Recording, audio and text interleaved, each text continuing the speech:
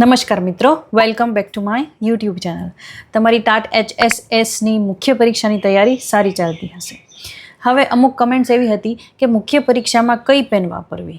If તમે ball pen વાપરતા હોય અથવા તો જેલ પેન વાપરતા હોય તો એવી કઈ કંપનીઓ છે બોલપેનની કે જેલ પેનની કે જેથી તમારા અક્ષરો સારા થાય, સારી રીતે ઉભરી આવે, તેના વળાંક સારા આવે અને યોગ્ય સમયે તમારું પેપર પૂરું થઈ જાય અને કોઈ પણ પ્રશ્ન છૂટી ના જાય. તો અમુક મેં કંપનીઓ રિસર્ચ કરી અને લીધેલી છે. સ્ક્રીન પર તમે તેના નામ જોઈ શકો છો. તો એક તો જે આ જગ જાણીતી છે 3 રૂપિયાવાળી જે બોલપેન આવે છે, જો તમને તે ફાવતી હોય, બધાય કરતાં વધારે તમને તે ફાવતી હોય, તમારા અક્ષરો સારા આવતા હોય, તમે આત્મવિશ્વાસથી લખી શકતા હો તો વેલ એન્ડ ગુડ. એમાં કોઈ પ્રાઇસનું લેવા દેવા નથી અથવા તો એવું કાંઈ નથી કે 3 રૂપિયાવાળી બોલપેન તમે વાપરો છો ને એવું કાંઈ વિચારવાની જરૂર નથી. તમને જો તે ફાવતી હોય તો તમે એ જ તમે રાખો અને એનાથી જ પ્રેક્ટિસ કરો. ઠીક છે. પછી કંપની પ્રમાણે જોઈએ તો યુનોમેક્સ, ફ્લેર, હોસર, પાઇલોટ, પેન્ટાનિક, ગોલ્ડેક્સ, ક્લાસી, આ બધી જે કંપની છે તેમાં બોલપેન પણ મળી જશે. ઇફ તમને જેલ પેનની ઈચ્છા હોય અને તમે ઘણા ટાઈમથી જેલ પેન યુઝ કરતા હો તો તેના માટે છે યુનોમેક્સ, હોસર, લિંક અને પેન્ટોનિક. ઠીક છે. તો આમાં તમે જેલ પેન અને બોલપેન રિસર્ચ કરી અને તમારી જે લોકલ આસપાસની દુકાન છે ત્યાં તમે જઈ અને આ બોલપેન શોધી શકો છો અને મળી જશે તમને આસાનીથી અને આ અફોર્ડેબલ પણ છે. અને ઇફ થોડીક મોંઘી પણ હોય અને તમને જો તે પેન ફાવતી હોય તો તેમાં ખર્ચો કરવામાં કોઈ વાંધો નથી. અને હું તમને રેકમેન્ડ કરું અથવા તો બીજા કોઈ શિક્ષક કે બીજા કોઈ જે ગાઈડ હોય એ રેકમેન્ડ કરે, તમે તેવું વિચારો કે એક્ઝામ સમયે હું આ પેન લઈશ અને વાપરીશ, અત્યારે તો હું ગમે તે પેનથી પ્રેક્ટિસ કરું, તો એ ખૂબ જ ખોટી વાત છે. એમાં નુકસાન તમારું જ છે. તમારે જે પેન તમને ફાવતી હોય અથવા તો તમે હજી ટ્રાય પણ ન કરી હોય કે કઈ પેન મને ફાવે છે, તો અત્યારથી તમે 5 થી 6 અલગ અલગ કંપનીની પેન લઈ આવો, પ્રેક્ટિસ કરો, જેમાં તમારા અક્ષરો સારા ઉભરી આવે, તમારા હાથની ગ્રીપ સારી આવે, તમારો હાથ છે એ કમ્ફર્ટેબલી પેનને પકડી શકે. એ રીતે તમારે પ્રેક્ટિસ કરવાની છે. થોડા લાંબા સમય માટે પ્રેક્ટિસ કરવાની છે. એવું નહીં કે 1-2 લીટી લખીને મને ખબર પડી જશે કે આ પેન મને ફાવે છે. લગભગ 10 થી 15 મિનિટ દરેક પેનનો યુઝ કરો. ઇફ તમે હજી ડિસાઇડ ન કર્યું હોય કે આ પેનથી અમારે લખવાનું છે. હવે 1 મહિનાથી પણ ઓછો સમય છે તમારી પાસે HSની મુખ્ય પરીક્ષા માટે, તો અત્યારથી પેન નક્કી કરી લો. આજે જ તમે માર્કેટમાં જઈ અને દુકાનમાંથી 4 થી 5 કંપનીની પેન લઈ આવો. તો આવી રીતે અલગ અલગ પેનનો યુઝ કરી અને પ્રેક્ટિસ કરો અને તે જ પેનથી તમારે 1 મહિના સુધી રોજ લખવાનું છે.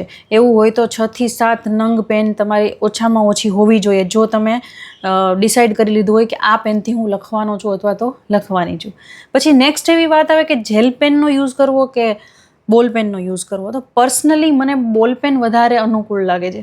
જેલ પેનમાં પછી શું થશે કે હવે ચોમાસાની શરૂઆત થઈ ગઈ છે. ઠીક છે. તો એવું કોઈ તમારા મુખ્ય પરીક્ષાના પેપરો જ્યાં રાખ્યા હોય તો ભેજનું પ્રમાણ વધારે હોય અથવા તો કોઈ દિવાલ ભીની થઈ ગઈ હોય તો તમારું પેપર ભીનું થઈ શકે. અને જેલ પેન અમુક એવી હોય છે કે જે રેળાઈ જાય છે અને બોલપેન પણ એવી હોય છે, પણ મોસ્ટલી બોલપેનમાં એ તકલીફ નથી આવતી.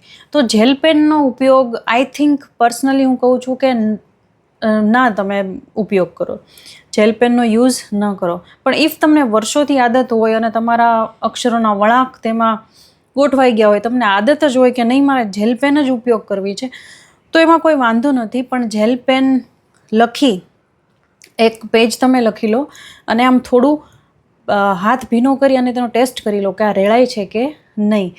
તો એ તમારા માટે હિતાવહ છે.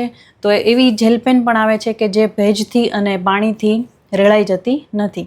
જેલ પેનમાં અને કોઈ ઘાટી જે બોલ પેન હોય તેનું તમે પેજ લખી અને પાછળ તમે જોઈ લેજો કે ખૂબ અક્ષરો ઉભરી આવે છે અને પછી બીજા પેજ પર તમે લખો તો પછી તે વંચાતું ન હોય, તો એવી પણ તકલીફ તમારે પરીક્ષક માટે ઊભા કરવાની નથી. તો આ વાત થઈ બોલપેન માટેની. અત્યારથી જ તમારે ડિસાઇડ કરી લેવાનું છે કે તમારે જેલ પેન વાપરવાની છે કે બોલ પેન, અને એમાં પણ કઈ કંપનીની વાપરવાની છે.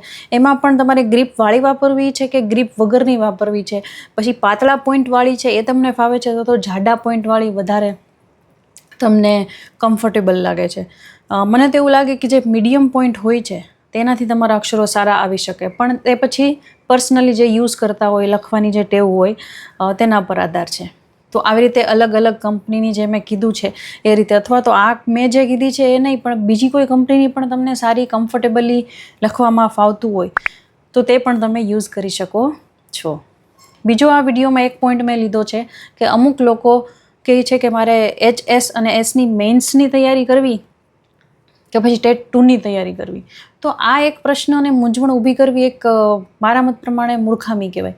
કેમ કે ટેટ 2 હજી આવી નથી, ટેટ 2ને હજી વાર છે, તમારી પાસે ઇનફ સમય તમને મળી રહેશે તૈયારી કરવાનો. આ HS અને Sની એવી નોકરી છે કે જેમાં ગ્રેડ પે વધારે છે અને 8મું પગાર પંચ આવશે તો તમારો પગાર તો કેટલો વધી જશે. આ એક મસ્ત તમારી પાસે ઓપોર્ચ્યુનિટી કહેવાય.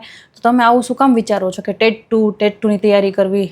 ચલો, તમારે ફક્ત અત્યારે હાયર સેકન્ડરીમાં તમે જો કટ ઓફમાં આવી ગયા હો તો હાયર સેકન્ડરી બેસ્ટ છે. અને ઇફ તમે હાયર સેકન્ડરીમાં તમે 70 માર્ક્સ નથી લીધા, તમે ક્લિયર નથી કરી અને સેકન્ડરીમાં તમારો ચાન્સ છે તો સેકન્ડરીની મેન્સની તૈયારી કરો. અને પછી સેકન્ડરીની પતી જાય, HSની પતી જાય, પછી તમે ટેટ 2ની તૈયારી શરૂ કરી દો.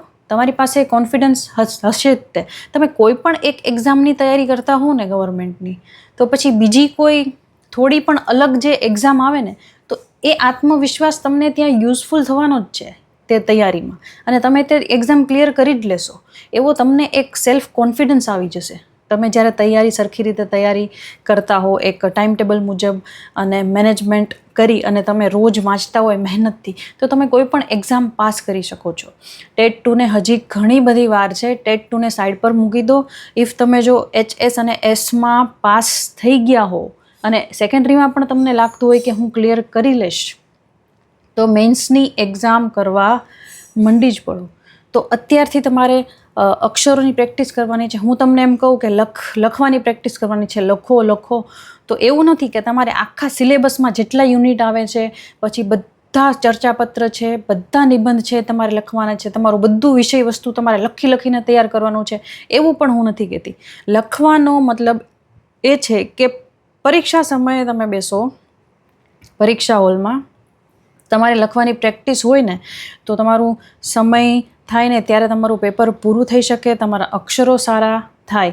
તો રોજ તમારે ઓછામાં ઓછી 2 કલાક અક્ષરોની પ્રેક્ટિસ કરવાની છે. તમારું વિષય વસ્તુ લો, કોઈ એક તમે લેસન લીધો, અથવા તો ઇંગ્લિશ કન્ટેન્ટ, તમારું ઇંગ્લિશ સબ્જેક્ટ છે તો એક તમે લેસન વાંચો, એમાં તમને સ્ટોરી આખી ખબર પડી ગઈ તો તમે વિચારો, તેની સમરી યાદ કરો કે હા મને સ્ટોરી સમજાઈ ગઈ છે, આ તો ઇઝી છે.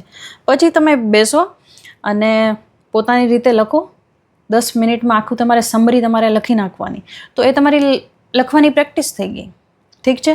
પછી કોઈ નિબંધ છે તે તમે ગૂગલમાં સર્ચ કરો, ચેટ જીપીટીમાં સર્ચ કરો, પછી કોઈ એવા પુસ્તકો તમે મંગાવ્યા હોય તો તેમાંથી તમે તે કોટેશન કે એવા સૂત્ર છે તેની સાથે આખો નિબંધની તૈયારી કરો, વાંચો, અને પછી તે બધું બંધ કરી અને નિબંધની પ્રેક્ટિસ કરો. તો આવી રીતે તમારે 2 કલાકની તૈયારી કરવાની છે. એવું નથી કે આખો સિલેબસ લઈ અને તમારે લખ કરવાનું છે અને તમે શું લખો છો, શું વાંચો છો એનો કોઈ તમને કાંઈ પડી જ નથી. એવી રીતે તૈયારી નથી કરવાની. તૈયારી કરવાની હોય છે સ્માર્ટલી. ગધેડાની જેમ સખત મહેનત કરવાની હોતી નથી. અત્યારે સ્માર્ટ વર્કનો જમાનો છે. તો આવી રીતે તમે તૈયારી કરી શકો. અને બીજી એક વાત છે કે વિષય વસ્તુનો ઘણા બધા ઓછો ફોકસ રાખે છે અને એમ કે નિબંધ નથી લખતા અમને ફાવડતું, નિબંધ, ચર્ચાપત્ર, સંક્ષેપીકરણ એ બધું પછી વાંચજો, પહેલાં વિષય વસ્તુની તૈયારી કરો. વિષય વસ્તુના માર્ક્સ છે એ જ તમને નોકરી અપાવડાવશે. તો કન્ટેન્ટને મહત્ત્વ આપો, તમારો ગમે તે વિષય હોય, અને વિષય વસ્તુ સમજવું ખૂબ જ જરૂરી છે. અને તમારું જે લેવલ છે તે અનુસ્નાતક લેવલ કક્ષાનું આવશે. ઠીક છે. એવું નહીં કે બહુ ઇઝી પેપર કાઢશે, એવું તો માનતા જ નહીં. તમારું પેપર ટફ નીકળવાનું છે એ રીતે જ તમારી તૈયાર કરવાની છે. હંમેશા તમારું નિશાન, તમારું લક્ષ્ય ઊંચું હોવું જોઈએ. પછી ભલે પરીક્ષક ઇઝી પેપર કાઢે અને તમને બહુ ઇઝી લાગે, એ પછી અલગ ફ્યુચરની વાત છે. પણ તમે તો તમારી તૈયારીનું લેવલ ઊંચું રાખો. કેમ કે સિલેબસમાં લખેલું જ છે કે અનુસ્નાતક કક્ષાનું જે સિલેબસ છે તે પેપર એ રીતે પૂછાવાનું છે. ઠીક છે. તો આ બધા પોઈન્ટ્સ હતા. બીજા કોઈ પ્રશ્ન હોય તો તમે કમેન્ટ બોક્સમાં જણાવી શકો છો. અને હવે તૈયારી શરૂ હજી ના કરી હોય તો પણ તમારી પાસે સમય છે, તમે પાસ થઈ શકો છો. ઇવન તમે 15 દિવસમાં પણ 15 કે 20 દિવસમાં પણ તમે સ્માર્ટલી મેનેજમેન્ટ કરી અને તૈયારી કરો તો તમે હાયર સેકન્ડરીમાં મેરિટમાં આવી શકો છો મુખ્ય પરીક્ષા પાસ કરીને. ઠીક છે. અને નેક્સ્ટ વિડીયોમાં હું વાત કરીશ કે જેમનો મુખ્ય વિષય ઇંગ્લિશ છે તો ઇંગ્લિશ કન્ટેન્ટમાં 5 માર્ક્સના ક્વેશ્ચન, 4 માર્ક્સના, 2 માર્ક્સના કે 1 માર્ક્સના કઈ રીતે લખવા અને કેવા પૂછાવાના છે તો એના વિશે હું ડિટેલમાં વિડીયો બનાવવાની છું.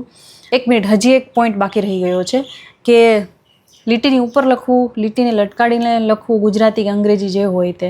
તો હું તો કહું છું કે હવે તમારે કાંઈ બદલવાની જરૂર નથી. જો તમે ઇફ ગુજરાતી ભાષા છે તે તમે લીટીને ઉપર બેસાડીને લખતા હો અક્ષરો, પણ ગુજરાતીનો એવો નિયમ છે કે લટકાડીને લખવું, ઠીક છે, તે વધારે સારું. પણ ઇફ તમારે ટેવ પડી ગઈ છે, હું પણ મારી વાત કરું તો હું પણ લીટીમાં અક્ષરો બેસાડીને લખું છું લીટીની ઉપર, ગુજરાતી ભાષાની વાત કરું તો એવી કોઈ ચિંતા કરવાની જરૂર નથી કે તેના લીધે તમને પરીક્ષક માર્ક્સ કાપી નાખશે. અત્યારે હવે તમારે તમારી સ્ટાઇલ બદલી અને સમય તમારો બરબાદ કરવાની જરૂર નથી. તમારા અક્ષરો પણ ખરાબ થશે અને આ 20 દિવસમાં કે 25 દિવસમાં તમને ટેવ નહીં પડે તો તમે જેવી રીતે લખતા હો અંગ્રેજી કે ગુજરાતી તે એવી જ રીતે તમે લખો. અને તમે 15-20 વર્ષથી એવી રીતે લખતા હો અને હવે તમને એમ થાય કે 1 મહિનામાં હું આ ચેન્જ કરી દઉં તો એ નહીં થાય. હું નેગેટિવ બનવા નહીં માંગતી, અહીંયા નથી માંગતી, પણ હું એ કહેવા માગું છું કે જેવી રીતે તમારી જે લય લખવામાં થઈ ગઈ હોય છે તો તેવી જ રીતે તમે લખો. ગુજરાતી ભાષા લીટીની ઉપર તમે લખતા હો અક્ષરો બેસાડીને તો એવી જ રીતે લખો. તમારા માર્ક્સ નહીં કપાય અને તમારી નોકરી નહીં જાય. અને એવું કોઈ રિસ્ક લેવાની જરૂર નથી કે હું લીટીને લટકાડીને લખું તો જ મને માર્ક્સ મળશે અને તો જ મને નોકરી મળશે, મારી નોકરી જતી રહેશે તો એવું રિસ્ક હું લઈ લઉં. પણ એવું કોઈ ચેન્જ કરવાની જરૂર નથી. તો બસ આટલા પોઈન્ટ્સ હતા. I will meet you in my next video. Till then bye. Do not forget to subscribe કરવાનું ભૂલતા નહીં. બાય.